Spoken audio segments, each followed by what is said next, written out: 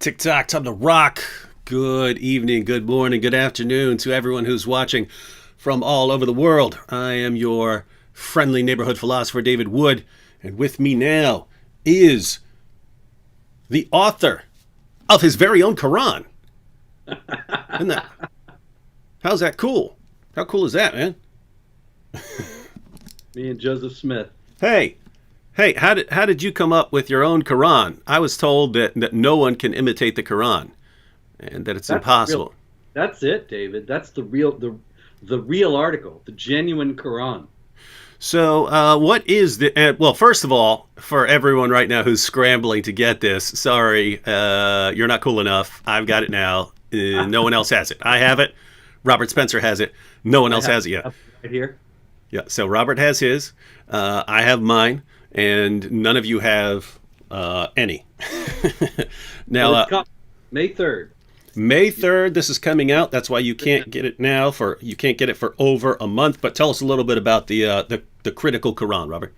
The critical Quran, David, is the first, or if not the first, one of the first honest translations of the Quran into English, where many translations, as you well know, try to obscure what the Quran says. The critical Quran makes it as clear as it claims to be, or as clear as it can be.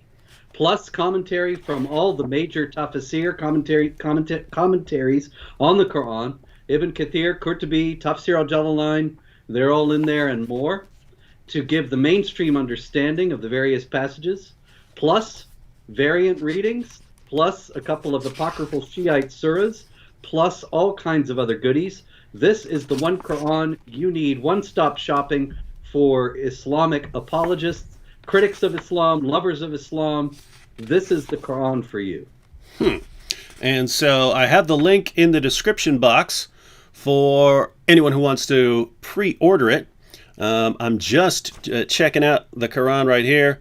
It says in Surah 9, verse 29, "Fight against those who do not believe in Allah or the last day, and do not forbid what Allah and His Messenger have forbidden, and do not follow the religion of truth, even if they are among the people of the book, until they pay the jizya with willing submission and feel themselves subdued." Now, that's just, I can already dismiss this entire book as silly. That's supposed to say, based on what Muslims around the world tell me, only fight in self-defense.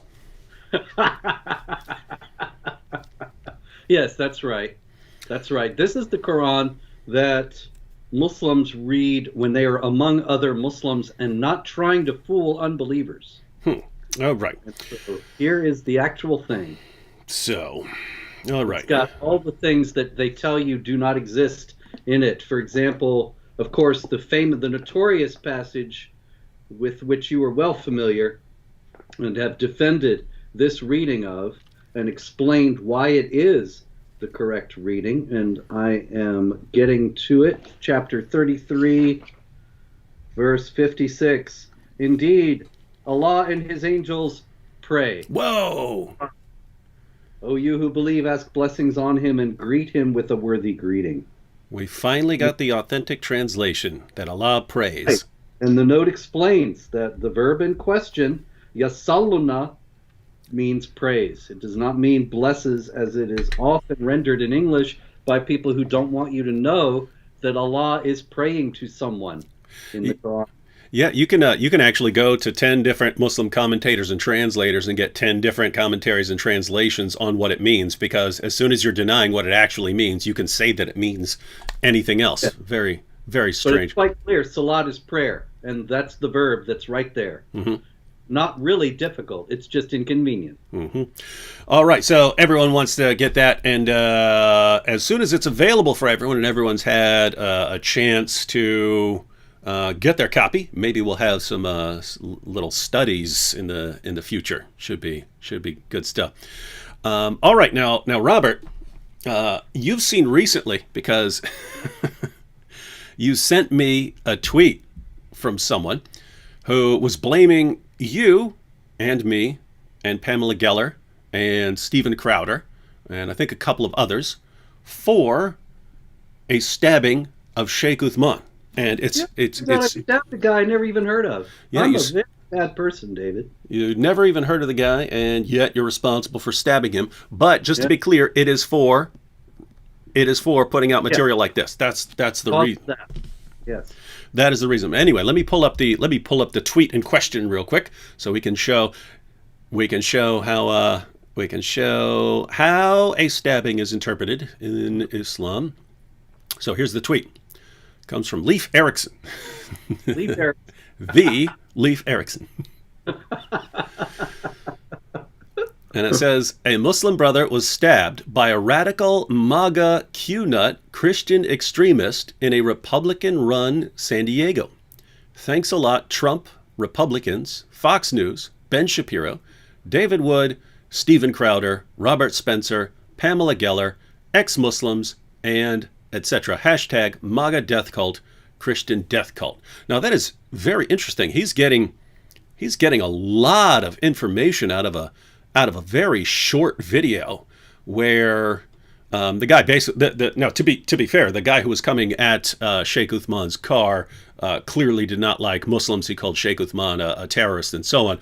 But I don't know how you're getting all these different affiliations when all he said was he clearly did not like Muslims. But he says to Sheikh Uthman, I've seen your videos. You're a terrorist. So he's talking to Sheikh Uthman. It's something about Sheikh Uthman's content that convinces this man that Sheikh Uthman is a terrorist. Not, hey, I was watching Robert Spencer, who's never heard of you, and he said, boy, that Sheikh Uthman, someone needs to walk up and just jab him with a knife. Nothing like that, oddly enough. So you're saying you weren't even familiar with this guy. That's right. Never heard of him until I saw the photo of him with the blood all over his shirt. Yeah. Or whatever it was. Yeah. As well, we'll take a look here in a second. But yeah, I'm now convinced that was not blood. I said that the color looked off, and AP is actually turning out to be one of Sheikh Uthman's biggest defenders in the sense of giving him the benefit of the doubt. And if everything I'd ever known about Sheikh Uthman was that he was just completely trustworthy and truthful, then I would give him the benefit of the doubt too. But once I catch you repeatedly lying and fabricating things, then it's then I have to be very skeptical. And if you're at all skeptical of this picture, seems to look fake. In fact, let me go ahead and pull it up. So this is the picture of Sheikh Uthman, the picture that circulated on Twitter showing that he had been stabbed. And, if you're looking far away, it looks like a stabbing. But if you've used fake blood tends to look real on clothes. But once it's been smeared on skin, it doesn't darken the way normal blood does. Blood darkens when it's oxygenated and it's spread on your skin. It should be pretty dark.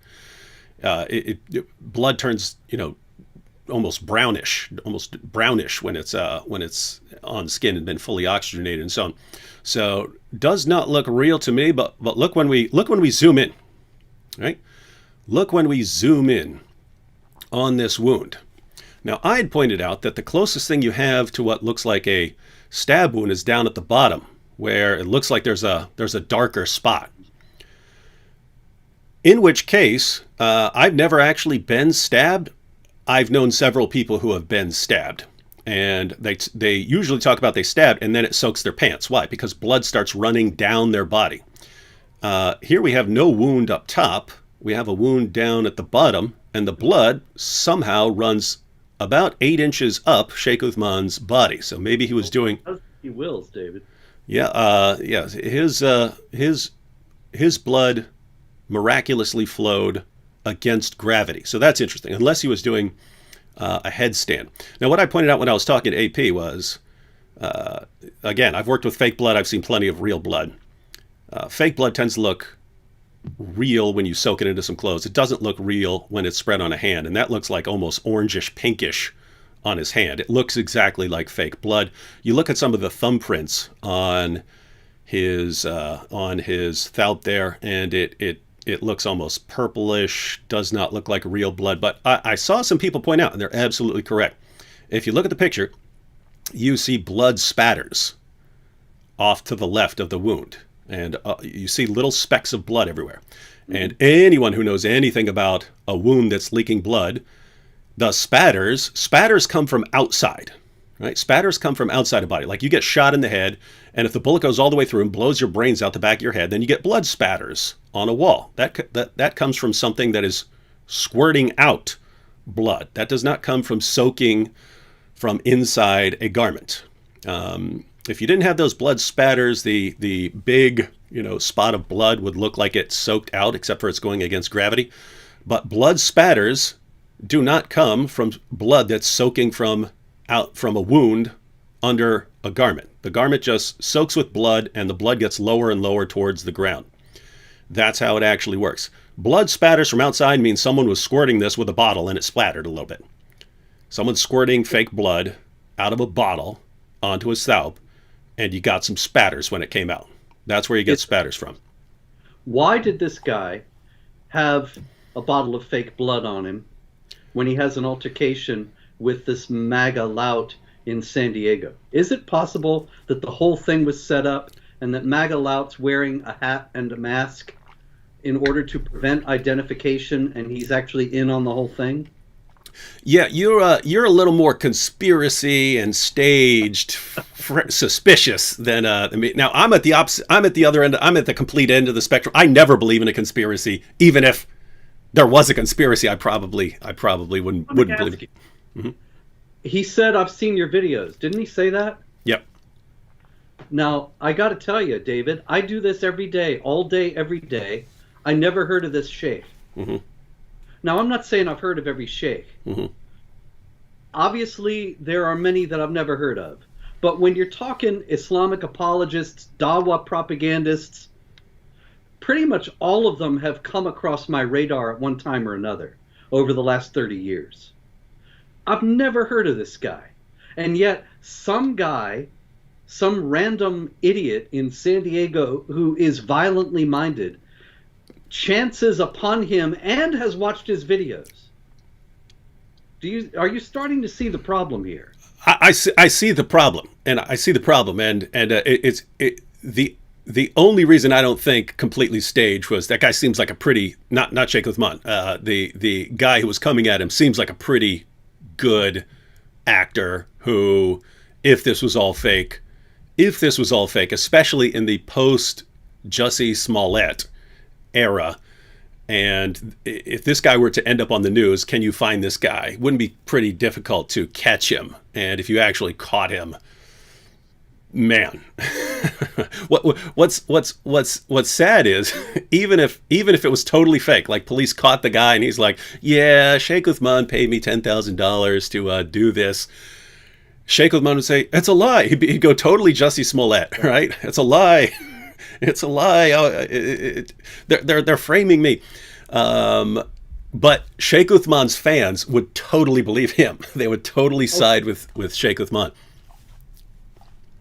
No doubt about that. Mm-hmm. Yeah. So anyway, the idea here is, definitely. So the conclusion, the most I can do, giving the benefit of the doubt, I do believe that there was some road rage incident.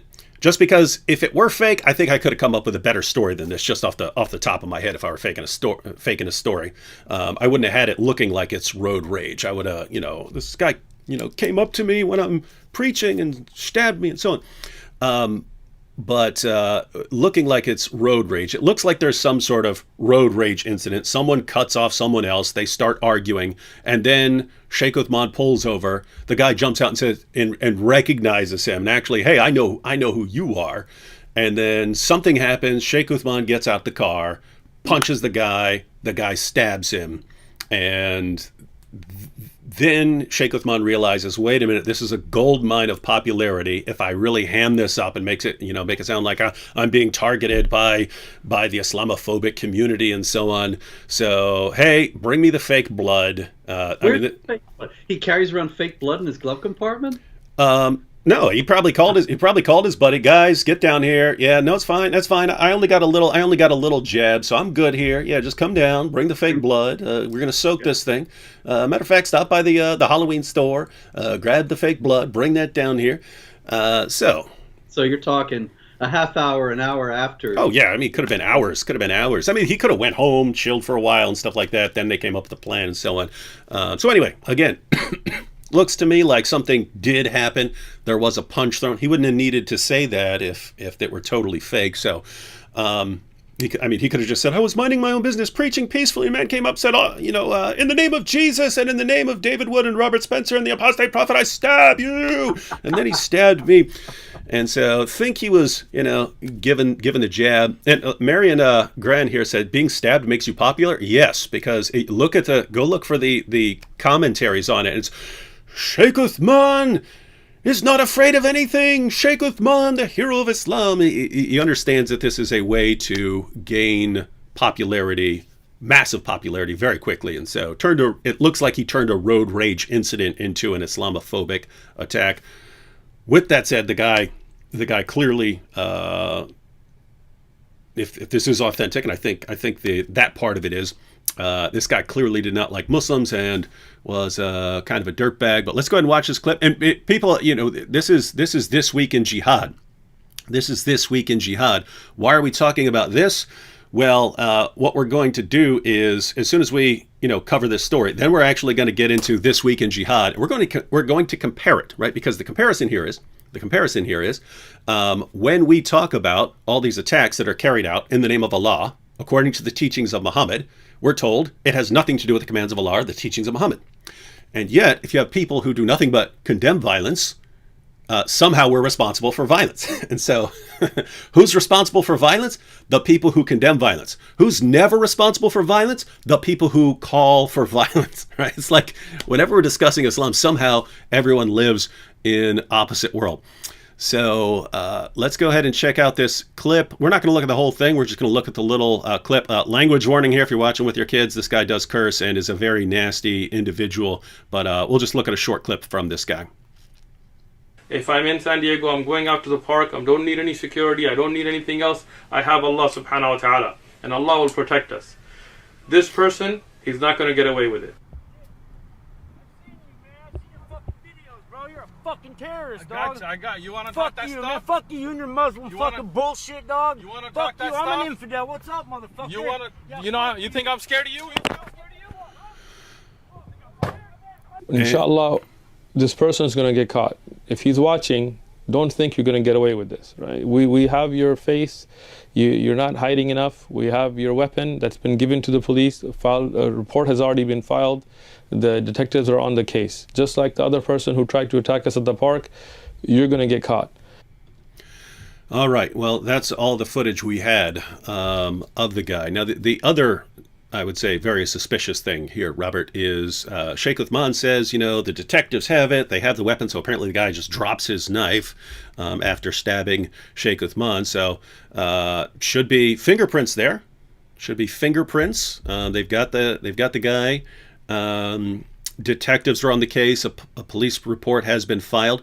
But we can't get anything from the police when, as you know, when there's some sort of attack, you can actually request through the Freedom of Information Act the police reports. We haven't been able to get anything so far, and the only news report I saw on it from the area was someone who said, and they can't get a hold of Sheikh Uthman. So he's trying to expose this guy and won't talk to the media when they've got all this extra information. That follows the pattern of fake hate crimes that we have seen for years. Islamophobic hate crimes. A girl says my hijab was torn off by these two guys in MAGA hats, and then there's no police report because she never went to the police. She only went to the papers. And this, again and again and again, we have seen this, that suddenly they clam up when it starts to be a police investigation. Yeah, and everyone just keep in mind, you can go back and rewatch that clip. When the guy's coming up, he says, "I seen your videos. You're a terrorist." Yeah, I've seen your videos. No, I'm saying even if it's authentic, it's not. Again, it's not. I've seen the apostate prophet's videos. It's I've seen your videos. Yeah. Yeah, and notice I'm saying that because you could watch Sheikh Uthman's stuff and conclude that he supports this stuff. What's that?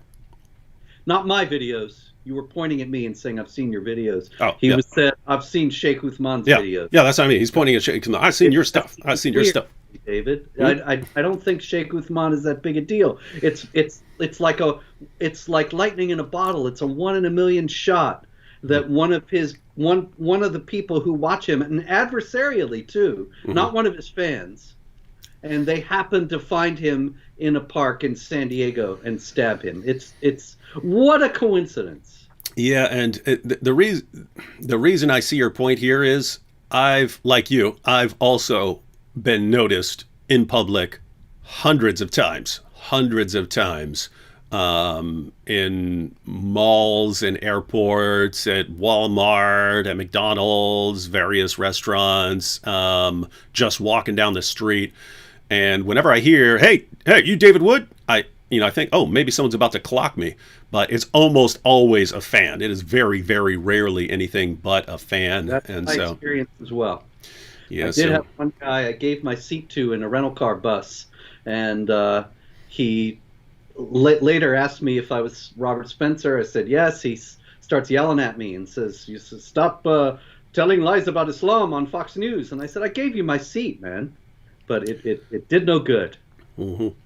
Yeah. So the other reason we have for being awfully suspicious is we've caught Sheikh Uthman lying repeatedly. So here's the famous tweet from the past. So Al-Mansur, who's a very strict, very devout Muslim who calls out Al-Maliki. Al-Mansur Al-Maliki on Twitter. Yeah, looks like it. Yeah, he was doubting this too. That's the first I saw it. Yep. Was when he was saying, "This doesn't look real. This picture of him with the blood all over." Anyway. Oh, interesting. So yeah, Mansour was in a discussion with Sheikh Uthman on Twitter, and was calling him out for not supporting offensive jihad. And Uthman said something. What are you talking about? I do. And then Mansour says, so to be absolutely clear, you agree that jizya should be imposed on all disbelievers, and if they refuse, they should be fought and their women and children enslaved. Notice it's all disbelievers, and if they refuse, then your wives and children are enslaved. Do you agree with that, Sheikh Uthman? And Uthman responds, of course, and I've already made all of this clear in my durus, but you never reached out to ask me. So he responds very clearly, and then in another tweet, Mansour says there at the top, he's using this screenshot, and he says, Uthman Farooq is actually a pathological liar. This is a Muslim calling him out. Uthman Farooq is actually a pathological liar. When with Christians, he'll deny things like offensive jihad and slavery, but when with Muslims, he'll affirm it. Him and David Wood are both vile. we're both vile. So anyway, the problem here is that so Sheikh Uthman tweeted that, and then during a live stream, once Mansour started circulating this, saying that hey, Sheikh Uthman has two faces. Sheikh Uthman was asked during the live stream, hey, why did you tweet that? And he starts explaining, well, yeah, when I said that, well, because we're having the conversation, and then the conversation, they cut off the beginning of the conversation because what the conversation was about, blah, blah, blah, blah, blah. And so when I said that, what I said was, blah, blah, and he says this over and over and over again, that he's the one who said it. And then once Christians started using it and say, look at what this man calls for, then suddenly, I never said that. That was a volunteer. That was a volunteer who works for me. And then so once it was pointed out, wait a minute, you said repeatedly that you're the one who said that. That was your conversation. Then he came out with the miracle answer. But I didn't say I tweeted it. Oh. And his followers just said, what? Oh, you Sheikh Uthman refuted you. And you, to this day, Robert, to this day, you can line up 100 Sheikh Uthman ibn Farooq followers.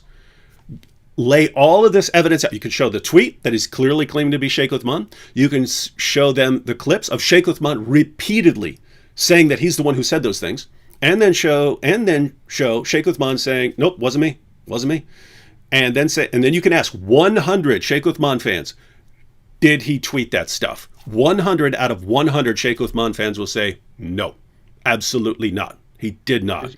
You obey your sheikh. Mm-hmm. Even if he's an Ethiopian. Yep. And just, that was not a dig from Robert Spencer, ladies and gentlemen. That is a quote from Muhammad. That is a quote from Muhammad, and Muhammad's full quote was an Ethiopian with a head like a raisin. Right? That's what Muhammad actually said. All right, ladies and gentlemen. Well, all of this. Oh, and by the way, I have one more short clip just to show that Sheikh Uthman actually does advocate violence in response to people joking, making fun of things, and so on. Let's go ahead and watch a short clip. And the guy, his face is kind of blurred here, but it looks like he's talking to like a 16 or 17-year-old. But anyway, here's the clip. You know you're trying to mess with us? We ain't some foreigners out here. You feel me? All right, take a Quran if you want, but next time you try to make a joke, I'll knock you out. You feel me? We ain't playing. Next time you try to make a joke, I'll knock you out. And keep in mind here, Robert, this is Sheikh Uthman. He is the hero of many young Muslims around the world. And the example he sets is someone's joking, someone makes funny or something like that, knock them out. You just knock them out. And if you get caught calling for jihad, just lie about it. Doesn't matter how much evidence they have on you. It wasn't me. Just say it wasn't me. What are they gonna do? You can deny it all day long. So that's the example. But now, Robert, we want to get into, because Robert, this is there are two things. One, the level of hypocrisy here, in that because we condemn violence, we're somehow responsible for someone who commits violence. But the people who actually call for violence and encourage violence are never responsible for the violence. So that's one issue. But at the same time, I have to regard the people who are accusing you and accusing me of somehow being responsible for this. That's part of jihad, right? That's the effort there is to silence critics of Islam. No doubt about it. And so let's go to Nigeria. All right. So notice, everyone, we're about to go through actual jihad attacks. And keep in mind, Islam is never responsible for any of these. Fulani herdsmen in Nigeria, Kaduna State, killed 50 Christians and abducted a Catholic priest. And it was noted that the Fulani are doing this because they are trying to drive the Christians out of the area and set up an Islamic polity in the region. And so that's real jihad pursued by real Muslims, no fake blood there. 50 Christians dead, many others abducted. Also in Nigeria. Also in Kaduna State, 32 Christians killed, 200 houses destroyed. Same idea, same overall purpose to this. And then in a third incident in Zamfara State, 16 villagers killed, also by the same Fulani herdsmen trying to establish an Islamic polity and terrorize Christians and other non-Muslims in Nigeria. In France, actually, in Marseille, interesting incident recently happened. There was a man named Ivan Colonna, who was the leader of the Corsican independence movement. I didn't know that there was still a Corsican independence movement, I must confess. But Ivan Colonna was actually murdered in prison. He was in prison and he was murdered by a Muslim who was in prison for supposedly blaspheming Muhammad. He was strangled to death by a self-professed jihadist inmate. Strangling, of course, being favored along with beheading because it is striking the neck, as per the Quran, chapter 47, verse 4. Where would they get the idea to do this over blasphemy? Over blasphemy is something that they would get from Muhammad, David. Strange. Because Muhammad himself actually ordered or requested, I should say, the killing of several people who had insulted him. And he had eager volunteers from among his followers, according to Islamic tradition, rewarded the killers, and thereby set a precedent, since he is the excellent example of conduct, as per Quran 33:21. When he had these people killed and rewarded the killers, he set a pattern that Muslims have followed throughout Islamic history, as the history of jihad shows. Very strange. In Israel, there have been 3 jihad terror attacks in the last week. 11 people killed in total in these. And what's noteworthy about the 3 attacks is that there are celebrations now all over the Palestinian areas with various people in the mosques actually celebrating the murders of these Israelis and screaming Allahu Akbar. And this is, of course, because if killing is something that is prescribed in the Quran, as it is many times, chapter 2, verse 191, kill them wherever you find them. Chapter 4, verse 89, kill them wherever you find them. Chapter 9, verse 5, kill the mushrikun, those who associate partners with Allah, that is, wherever you find them. Behead the unbelievers, chapter 47, verse 4, and so on and on and on. Then when this is actually done, there are great celebrations because these people think that this is a blessed act. It is noteworthy that one of the attackers in one of these 3 attacks, Ibrahim Igbaria, he was actually in prison a few years ago, and he was let out early because the judge, Ehud Kaplan, said we must take into account the suspect's confession, his young age, his clean record, his remorse. And this remorseful individual got out of prison and then murdered 2 Israelis a few days ago.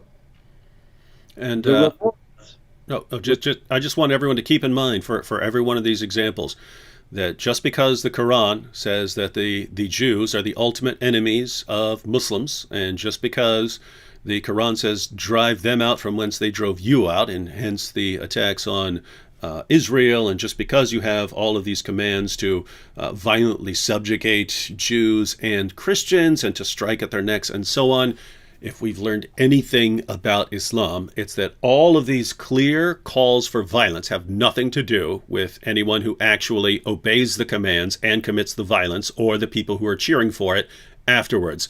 Nothing to do with that. But if you condemn violence, then you are most certainly responsible for any violence that is carried out anywhere by anyone for any reason. And David, why would a pious, believing Muslim say that he was remorseful for jihad activity and then get out of prison and commit more? That is one of life's great mysteries, Robert. Could it maybe have something to do with the Quran? With chapter 3, verse 28. Let not the believers take unbelievers for their friends in preference to believers. Whoever does that has no connection with Allah, unless you are guarding yourselves against them. Taking security. Guarding yourselves against them is this whole idea of deception, which is explained in great detail in the notes on that passage, and allows a Muslim, in the words of Maulana Maududi, one of the leading Islamic scholars of the 20th century, to pretend that he is on the side of his enemies in order to lead them to complacency and let them take their guard down against them, against the jihadi.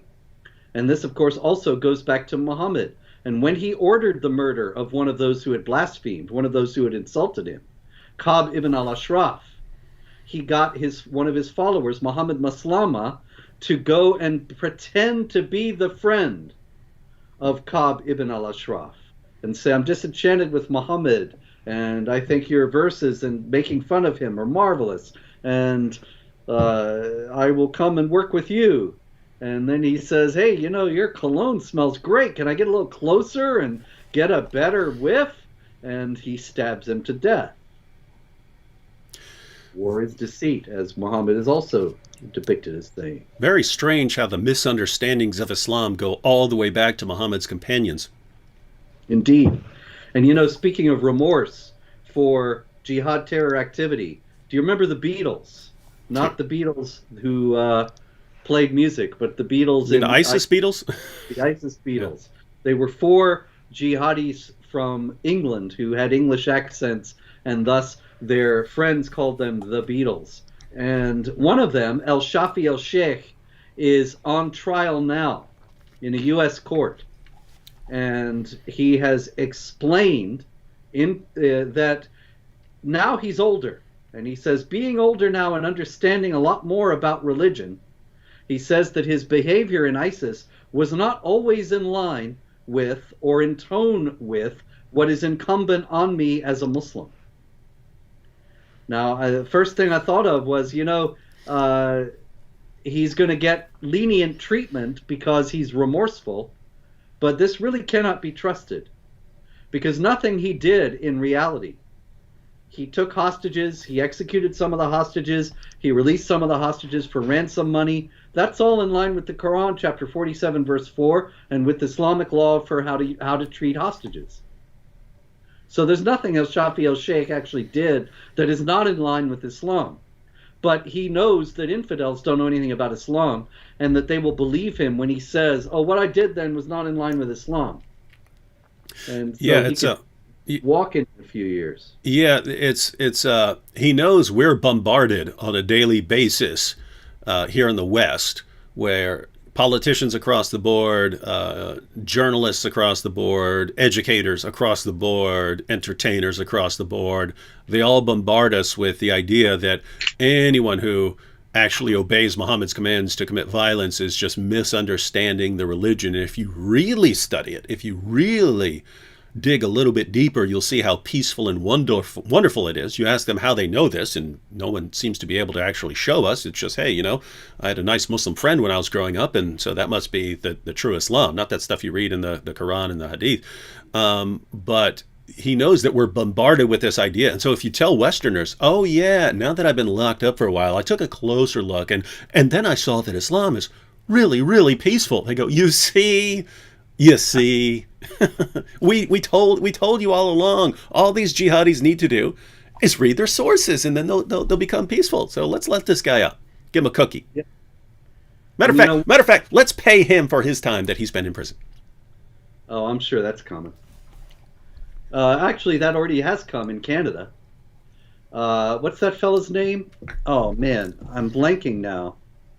I forget too. That guy's name? The Canadian guy got $10 million from Justin Trudeau. He was in Guantanamo for a while. There's photographic evidence of him being involved in jihad activity, but he says he was mistreated in Guantanamo, one of the only prison camps where the prisoners gain weight. And it's so terrible. I was just actually talking earlier with the guy who knows some of the guards there, and he says that the guards don't eat as well as the prisoners. But this is supposedly this terrible place. He got $10 million from Trudeau. I can't remember his name. I forget his name too, but I know who you're talking about. But in Canada. Must be nice. One of the architects of this sort of lunacy, Madeleine Albright, former Secretary of State, passed away this week. And I noted at Jihad Watch that she said a few years back, Islam is maybe the most democratic religion. Sure is. And we can see all the thriving democracies in the Islamic world that bear her out. But the reality is that there's never been a democracy in the Islamic world except for Turkey, and that Turkey is re-Islamizing and discarding democracy now, and was never fully committed to it. It was enforced from above and never accepted in the countryside outside of Istanbul and Ankara. And there's never been a democracy in the Islamic world other than that, because Islam actually lends itself to authoritarianism. And is maybe the most authoritarian religion, because you have this arbitrary, all-powerful God and this arbitrary, all-powerful prophet who you're supposed to emulate.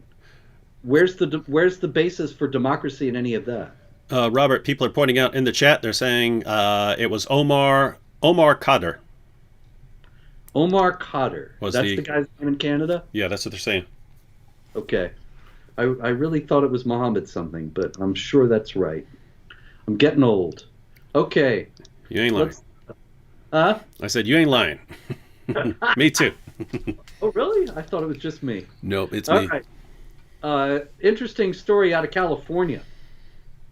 Ahmed Binyamin al-Asiri, formerly known as Kevin Lamar James.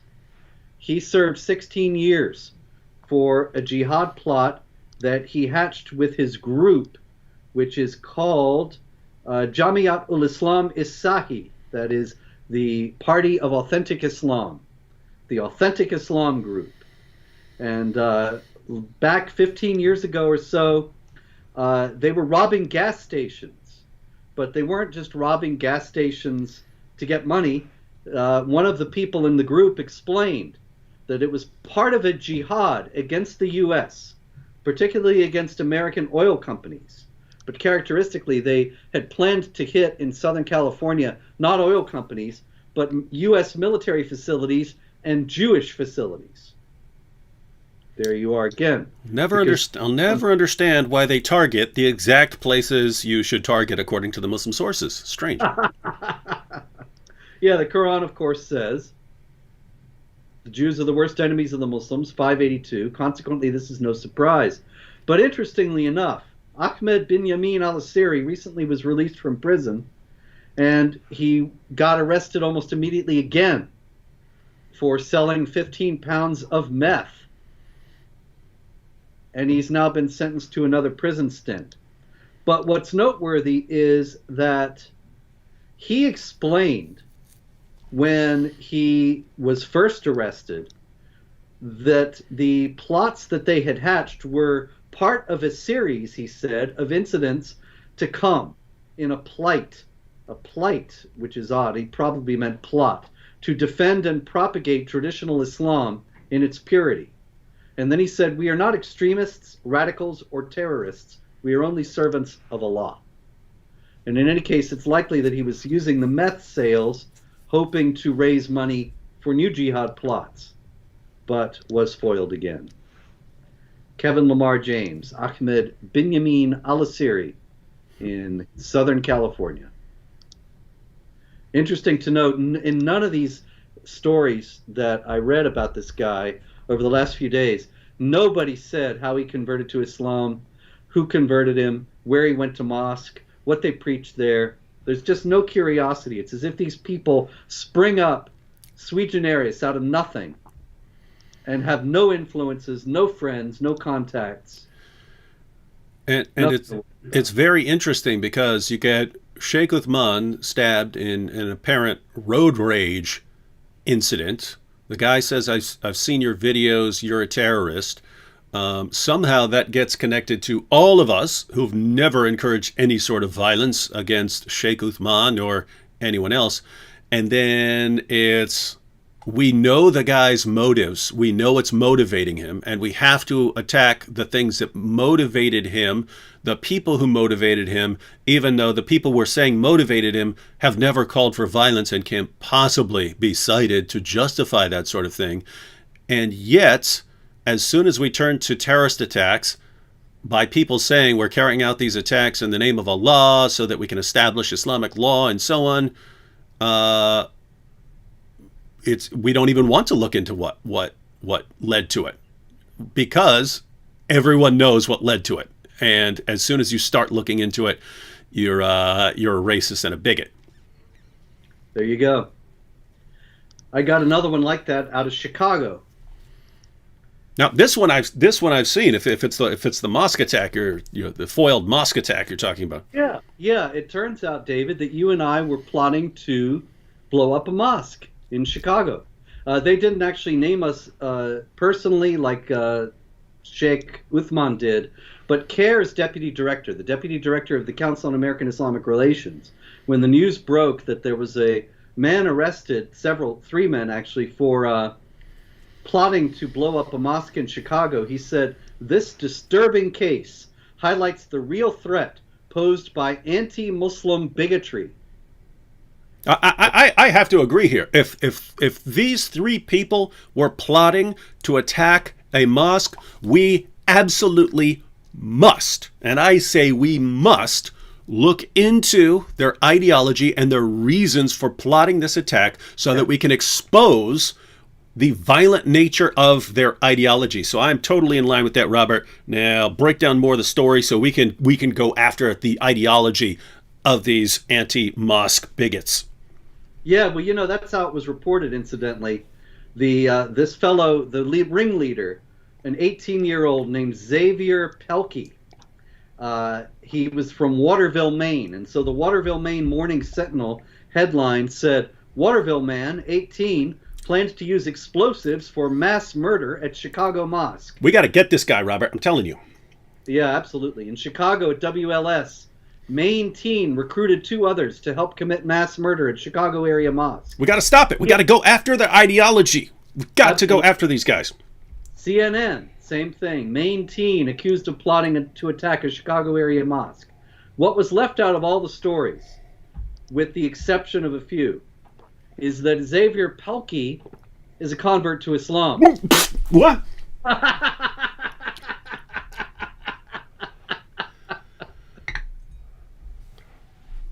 I can't believe this. Oh, David, you're a genius. Oh, Xavier Pelkey is a convert to Islam. He's a Sunni under the influence of the Islamic State. And with 2 unnamed teenagers who are also Muslims, he was plotting to blow up a Shiite mosque in Chicago. So it was Sunnis planning to blow up Shias. That's right. And not only up, but they found multiple firearms, shotguns, swords, knives, bows and arrows, along with homemade ISIS flags. so Sunnis were planning a massive bloodbath at a Shia mosque just because they're Shias. If this had been Christians, Jews, anyone else launching this attack, this would be shouted from the rooftops, and there would be massive investigations, and that attack would be linked to anyone who has ever criticized Islam in any way.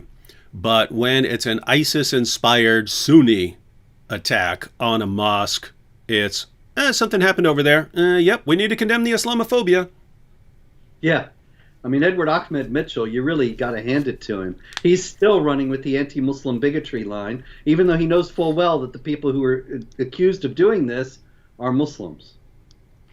War is deceit. I've heard that somewhere. Yeah, it's weird because you understand why someone who believes in Muhammad and reads that he said war is deceit would be deceptive. It's just weird that everyone in any position of power in any institution in the West jumps on board. we need to amplify the deception to help them. Yes, it's very strange. All right, another one out of Israel. This is not violent, but this is a TikTok video of a young man in the Palestinian Authority who took a mezuzah, tore it off a wall, and hit it with a hammer. Took out the scroll of the scripture passage inside and lit it on fire. That is, of course, all of the same contempt and hatred that leads to violent jihad activity, and it stems from exactly the same passages in the Quran that inculcate hatred and contempt for Jews, as 582 that we noted before. Mm-hmm. Terrible story out of Italy. Really a nightmare. I still can't believe this story. It was only reported in the Italian press, though. And so I ran a couple of translations of Italian articles about it.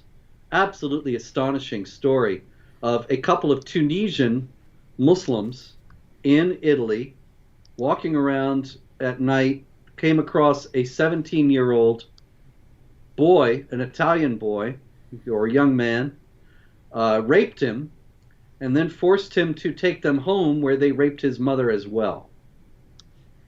Now, this is not the sort of wholesome story that we like to feature on this program, but it's necessary to note that this kind of thing happens with alarming regularity. There were whole gangs doing this kind of thing on a regular basis in Britain. There are ongoing incidents of this kind in Sweden, Germany, and elsewhere. France, among migrants who are Muslims, and it has a great deal to do with the Quran as well, because of course the Quran allows for the sexual use of non-Muslim women who are considered to have been taken captive, and also the molestation of women who are not covered. Now, this, of course, was a boy and that's a whole other thing.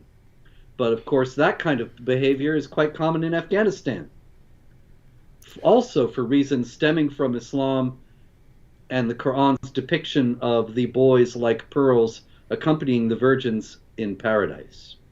And by the way, Robert, this since you mentioned the grooming gangs, notice the parallel. I talked about what Sheikh Uthman and his fans are doing in terms of trying to silence criticism of jihad and the teachings of Muhammad and pedophilia and all these other things. But I mean, pretty much all you do is expose jihad throughout the world. And somehow when there's a stabbing of someone you hadn't heard of, that's got something to do with you. But the goal is, you see, anyone who's criticizing terrorist attacks is responsible for violence, so they're the ones who need to be silenced. The critics of jihad terror are the ones who need to be silenced. The critics of Muhammad's relationship with Aisha and the taking of sex captives and so on, they're the ones who need to be silenced. So notice, I mean, you'd think if they really believe that Islam is wonderful and peaceful, and you'd expect, well, you guys do need to expose all these misunderstanders of Islam so that, you know, these practices can stop. So they should be on the same page with us if they really believe that Islam is wonderful and peaceful. And yet, if you look at what they're saying, they don't want me calling out any horrible practice that Muhammad did. They don't want you calling out terrorist attacks, exposing terrorist attacks. What sort of world do they want? They want a world where they can do anything they want, no matter how horrible, and the entire world keeps their mouth shut about it. We're too scared of being called names to call these things out. What sort of world is that? It's the exact same world that we had in Great Britain, when the police, the social workers, the government officials, they're all aware of these grooming gangs raping and gang raping and pimping these young girls. They all knew about it. They were all terrified to say one word about it. And it wasn't until they were all completely exposed and humiliated and their names dragged through the mud that they said, okay, we'll reluctantly do something to stop these gang rapes and grooming now. But what sort of world do they want? They want a world where you can literally have gangs of Pakistanis going around gang raping little girls, and police will not lift a finger against it because they don't want to be called racist. That's the world that we're expected to live in right now. And hey, shut up about jihad. Shut up about rape. Shut up about all this stuff. And it's just interesting that, I mean, it's lots of people who proclaim peace, love, and tolerance who are telling us to keep quiet about these things. That's still the world that they live in Britain. I got another story out of Britain where British authorities have actually asked the public to allow Afghan refugees to board in their homes. Now, this is a magnanimous gesture on the part of the British authorities, although I bet none of the people who are asking are going to do it themselves. They just hope other people will. Nobody is discussing, of course, the risks that are involved in that kind of behavior, because we don't know anything about who these people are or what their background is. They haven't been vetted. There's no mechanism to vet them for their cultural attitudes or their religious attitudes, only for criminal and terrorist databases. Yeah, and notice it's very, in case anyone doesn't understand the point here, I'm sure there are totally peaceful refugees who want to get out of Afghanistan because they want nothing to do with the Taliban, and they were on the side of, you know, the U.S. They were against the Taliban and so on, and now they're in trouble from the Taliban. They don't want to be anywhere near there. There are also people who want to go out there for jihad. And how do you distinguish between someone who genuinely just wants to live a normal life and work and so on, and someone who's pretending to be that but actually wants to go on a killing spree? You have no way of telling the difference. You know, it reminds me of, hey, someone's getting out of prison. If you know nothing about the guy who's getting out of prison, well, he might be a totally reformed, nice person who just needs a place to stay, and so you open up, you know, your door, and so he might be a murderer and a rapist who got charged with a lesser crime, but he's actually a lifelong criminal who's gotten away with a bunch of things, and then he's going to be in your house with your daughter and so on. So it's like, if you don't know, if you have no way of distinguishing between the two, taking a serious risk there. I mean, suppose you thought it was just like 10% likely that this is actually a Taliban supporting guy. Who's actually. He could be on our side, but still have the same Afghan cultural attitudes that come from Islam regarding infidel women and uncovered women. And there have already been several Afghan refugees in the United States who've been arrested for molestation of one of the refugee workers, and in another case of a little child. And they said this is something that's perfectly acceptable in Afghanistan. They had no idea there was anything wrong with what they were doing. Yeah, because keep in mind, no one's going to explain it to them. To explain it to them, to explain, hey, things work differently over here.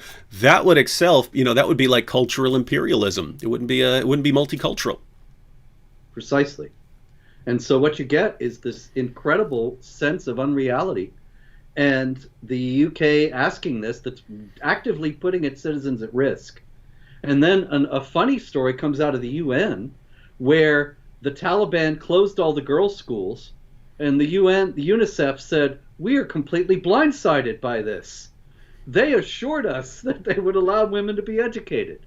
And I think if UNICEF would take the trouble to read the Quran and study it in regard to what it says about women and what it says about deception, they never would have been blindsided by this. But all the people who would tell them, they dismiss as Islamophobes, and that's it. And it's, how many tens of thousands of attacks have there been just since 9/11? And it's like they got their ears covered up going and their eyes closed. La, la, la, la, la. No matter how clear your message is, jihadis of the world, we will never, ever, ever, ever, ever, ever believe what you're saying about your motivations here. And it works great. It does. I see that time is running out, but I'll just mention one other thing. 3 Muslims this week have sued the Department of Homeland Security because they were questioned about Islam crossing the border, coming back into the country. I don't know where they were, but they live here, and coming back into the United States, they were asked about Islam. And the ACLU actually says in the suit that just as border officers may not single out Christian Americans to ask what denomination they are, which church they attend, and how regularly they pray, singling out Muslim Americans for similar questions is unconstitutional. And I think, the constitutional question aside, to act as if it's just the same thing as bothering Christians in that way is to ignore 40,000 jihad attacks since 9/11, every one of them committed by a Muslim believing in the Quran and acting upon it. And it acts as if there's a total equivalence between one religion and another, such that DHS is just being gratuitously nasty when they ask these Muslims questions at the border. And border officers are famous for being gratuitously nasty. There's no doubt about that. I've been questioned at the border, people asking me, what makes you think you can speak about Islam? I was asked that by a border official one time, and I thought, what does that have to do with the fact that I live in the United States and I want to go home? It doesn't have anything to do with it. He's just being a jerk. Now, maybe this is what these guys were encountering in the same way, but even that would indicate this is something everybody goes through. But also, there is a jihad. There is terrorism. And border officials would be stupid not to take that into account. Very stupid.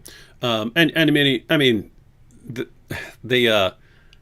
First Amendment says that Congress shall not make a law about the establishment of a religion. Asking you questions about what you think has nothing to do with establishing a religion. And the situation actually could be different. Suppose there was some, violent Christian movement in some country where Christians concluded that they have to go around terrorizing and slaughtering people in the name of Jesus. And then a group of Christians from here went over there and then is coming back. I think it would make perfect sense to start asking them their views of religion. What exactly do you believe that Jesus meant here? What exactly do you think he meant there? It would make perfect sense. So anyway, I don't see any problem there. All right. Well, that's this week in jihad. And so, just keep in mind, ladies and gentlemen, Uthman ibn Farouk, when he posted his video, right? I had heard nothing about it. I had no idea he was attacked. He posts this video calling me and AP out for not having made a video condemning the attack on him, which we had absolutely no clue had even occurred. But think about all the things that Robert just mentioned going on in the world. I mean, you're talking about people plotting attacks on Muslims, Muslims plotting attacks on Muslims. And it would be very easy here. Why hasn't Sheikh Uthman condemned that attack? Why hasn't Sheikh Uthman condemned that attack? Why hasn't Sheikh Uthman condemned those numerous attacks in Israel? Does he approve of those things? But if we did that, I mean, if he just wanted to respond and condemn the violence carried out in the name of his religion, he wouldn't be able to even do dawah, because he'd spend all day, every day, condemning the violence carried out in the name of Allah. All right. Any final thoughts, Robert? Well, it's all in the Quran, you know? It's all in the critical Quran. It's all in the critical Quran, explained from key Islamic commentaries and contemporary historical research. There it is. Available for pre-order, unless you're me, and then you've already got it ahead of time like a boss. All right, ladies and gentlemen, well, that's This Week in Jihad, and never, ever, ever, ever, ever let people silence you when you're pointing out evil. If you're pointing out evil and people demand your silence and try to intimidate you or name call you into silence, they're the ones with the problem, not you. And the only reason they pull these stunts, the only reason people pull these stunts trying to silence us, is because it works with a lot of people. If we ever have an informed population of free people who do not put up with this, the terrorist attacks would be exposed. Islam would be exposed. Islam would be fully exposed. And so all you Muslims who are watching right now, I understand that there are plenty of Muslims who do not approve of the violence carried out and would never approve of Sunnis trying to attack a Shia mosque. And I understand you don't approve of this. We know that. We understand that. We're talking about the actual jihadis and those who cover for them. But just keep in mind, if you are genuinely peaceful, then these are the same guys who would eventually come for you. They would eventually label you a hypocrite or a heretic, and they would come after you. So don't get mad at us for exposing the jihadis.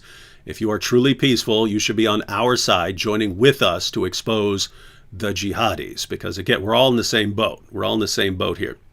All right, thanks, Robert.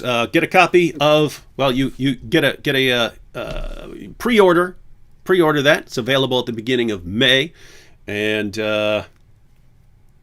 yeah, we'll do some shows about the critical Quran once it's available to everyone. And we'll be mentioning this several times. See you all next week, where we'll discuss whatever happens between now and then. Hopefully, in Jihad. Hopefully it'll be nothing, but it will be something. Right. Blank slate.